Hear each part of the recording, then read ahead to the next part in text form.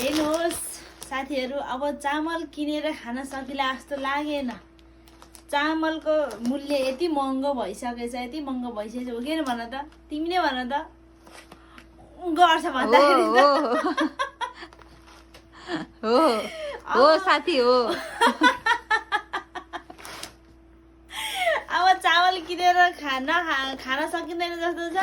नेपालमा हुनेहरूले ल चामल किनेर डेलिभरी गरिदिनु होला भन्दै भन्न चाहन्छु।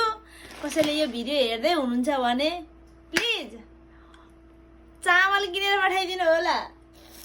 चामल लास्टै महँगो भयो, अब भात खान सकिँदैन। अलि बेलामा त चामल महँगो मात्र होइन कि, अब चामलै पाइँदैन जस्तो छ कि।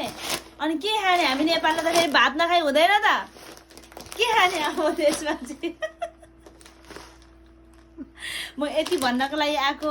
अब म गएँ ल, बाई बाई।